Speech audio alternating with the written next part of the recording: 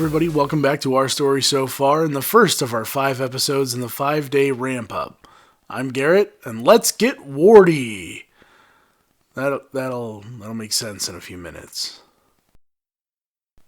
Battletoads, one of the most requested games to get an episode of Our Story So Far. I don't know if it was the beautiful label art or the fun beat-em-up gameplay, but for a game many think of as at least somewhat uncommon, it sure seems like everyone remembers playing it. Released in 1991 on the Nintendo Entertainment System and in 1993 on the Genesis and even the Game Gear, Battletoads emulated many popular arcade brawler games of the day. Sometimes I'm tempted to think of it as a collection of different game types. Very quickly, Battletoads throws a change in perspective at you as a 3D boss fight, an elevator stage as some people think of them, but with unique movesets only used while you're rappelling downward, and the infamous speeder bike turbo tunnels.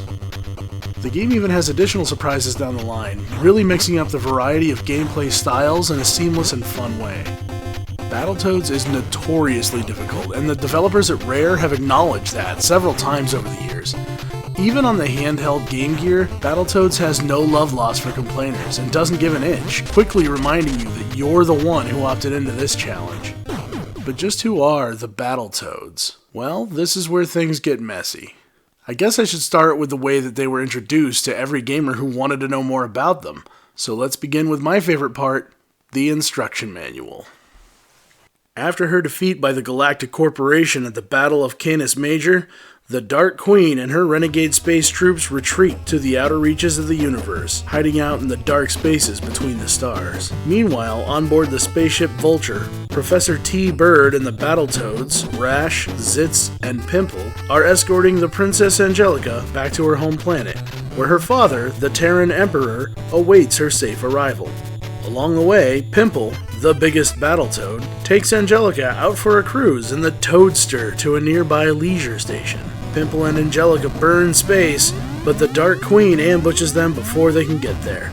Luckily, Pimple manages to send out a distress signal before the Toadster is gobbled up and carried away to Ragnarok's world, the Dark Queen's planet.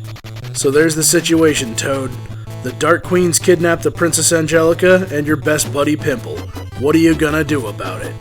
You're gonna get real mad, that's what you're gonna do, and then you're gonna get even. Professor Bird's gonna set you down on Ragnarok, but from there, it's up to you. You've got a long way to go, Toad, through ice and fire and nightmares so terrible you don't even want to imagine them. Through a monstrous gargantua and ultimately to the Tower of Shadows, where the Dark Queen awaits you. Have you got the guts, Toad? We'll soon see, one way or another. Alright, well that was pretty cut and dry, right? But remember how I said that things get messy? In true 1992 fashion, this video game had a cartoon to go along with it. If the Teenage Mutant Ninja Turtles could have a cartoon 5 years ago, surely the world was ready for Battletoads. Well, turns out it wasn't. Only a pilot episode was ever finished, and it aired on Thanksgiving weekend in 1992. The episode lacks details in some scenes, and it's hard to say if it was purely an artistic choice or the budget simply didn't allow for it at the time.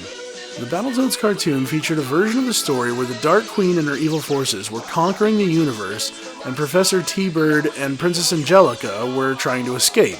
Princess Angelica's family was once protected by the Battletoads, and Professor T-Bird knows of a hidden vial containing the essence of the Battletoads, whatever that might be.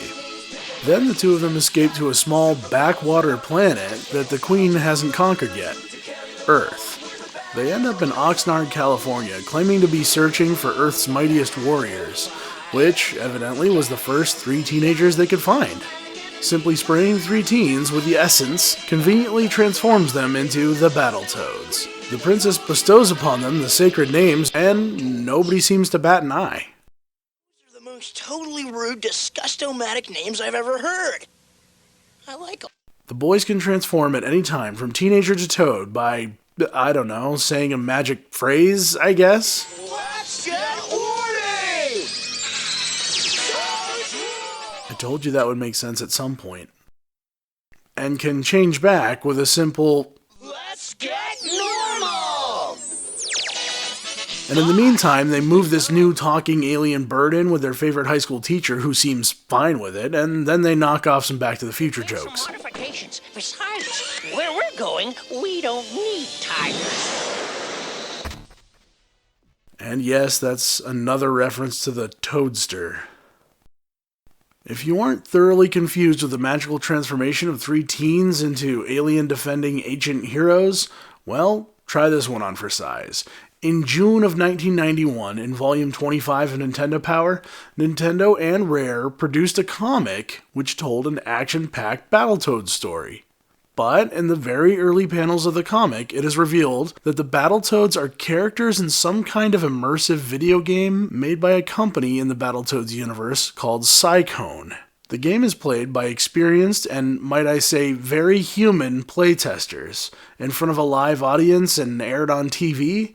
The game's difficulty is specifically pointed out, the playtesters bragging how they haven't lost a game yet, so the difficulty would be turned up further. The Dark Queen gets transported into the real world by the game's programmer, Silas Volkmeyer, and they plan to destroy the Battletoads in an impossibly difficult challenge.